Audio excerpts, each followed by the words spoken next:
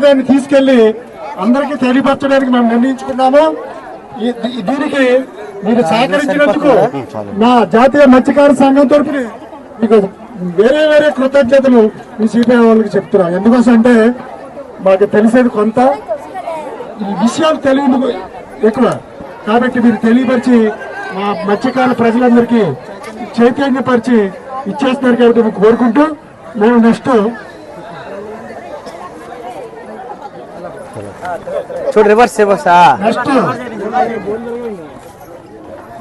చూసారా కాళ్ళు ఎలా కాలుతున్నాయో, కాళ్ళు కాలుతాయి వెళ్ళిపోతాయనే దీంతోనే ఈ ప్రభుత్వాలు మనల్ని చాలా ఇబ్బంది పెడుతున్నారు.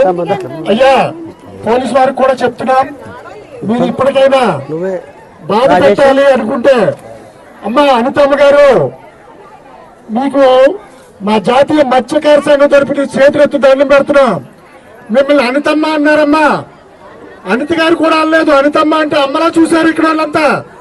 కాబట్టి ఎండలో మరుగుతున్నారు, వీళ్ళకి పర్మిషన్లు ఇవ్వడానికి మీరు దోహదపడి వీళ్ళు పర్మిషన్, టెంట్ పర్మిషన్ అడుగుతున్నారు లేదా మౌత్ పర్మిషన్ అడుగుతున్నారు. ఇదైనా మీరు సాయం చేస్తారనేసి నా అన్యాయం చేయకపోయినా పర్లేదు, న్యాయం చేయకపోయినా పర్లేదు కాబట్టి మరి కూర్చోడానికైనా నేను ఇచ్చేటట్టయినా మీరు దోహదపడతారని మీకు చేతులెత్తి మరీ మీ అనితమ్మ గారికి మొక్కుతున్నా అన్న. ఇది తెలుసుకొని మీరు వెంటనే పర్మిషన్ గ్రాంట్ చేయండి, లేదా మేమందరం టెంటలు వేయగలం, మత్స్యకార గ్రామాలందరినీ తీసుకొచ్చి ఇక్కడ కూర్చోబెట్టగలం, మేమే టెంటలు వేసుకొని కూర్చోగలం. దీనికి మాత్రం మేము సిద్ధం, మీరందరూ సిద్ధం, మా అందరూ సిద్ధం. టెంటలు వేసుకోవడానికి సిద్ధమా కదా, టెంటలు వేయడానికి సిద్ధమా కదా, వాళ్ళు పర్మిషన్ ఇచ్చినా ఇవ్వకపోయినా టెంటలు వేద్దామా లేదా? వద్దు వద్దు